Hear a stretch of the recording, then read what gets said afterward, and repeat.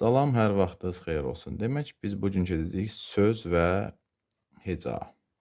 Biz bildiyimiz kimi kitab sözdür, hərflərin birləşməsindən yaranıb, 5 hərfin birləşməsindən kitab sözü yaranıb, sonra marker sözü 6 hərfin birləşməsindən yaranıb. Bunlar sözdür, hər hansı başqa bir şey də deyə bilərik. Məsələn, dəftər sözdür, telefon sözdür, kompüter sözdür. Bunlar hamısı nə biliriksə, bunlar hamısı sözdür. İndi gələk hecaya. Heca sözün asanlıqla bölünə bilən hissəsinə deyirlər heca. Məsələn, kitab sözü kitab. Görürsünüz, ki yazırıq. Ki, sonra tab.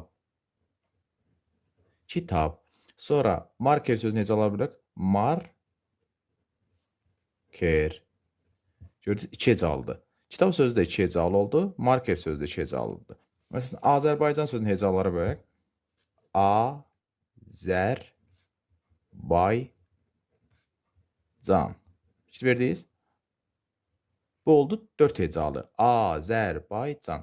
Və onun hecaların sayını tapmaq üçün də asan bir yol da var ki, yəqin ki, hamımız buna videoya baxanlar saytları tanıyırlar, saytları bilirlər əzbərdən.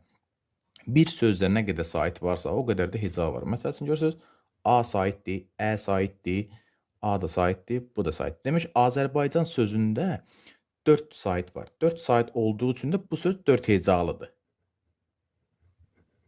Bildiniz? Marker sözündə 2 sayt var. A və E saytı. Demək, bu 2 hecalıdır. Kitab sözündə 2 sayt var. İ və A saytı. Demək, bu 2 hecalıdır. Yəni, beləncilik. Sözləri də bildik. Hecaların asan forması da ki, odur ki, yəni saytləri bilsəz və sözü asanlıqla bölünə bilər. Məsələn, hər hansı bir sözü bölün. Məsələn, dəftər.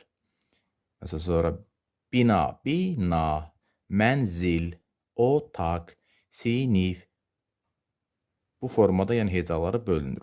Sözləri bildik, saytləri bilirik, yəqin ki, çünki biz saytləri birinci bilmək, sonra hecaları rahat tapaq. Və asanlıqla bölünə bilinən hissəyə də, sözün asanlıqla bölünə bilinən hissəsinə də deyilir heca. Bəli, belə.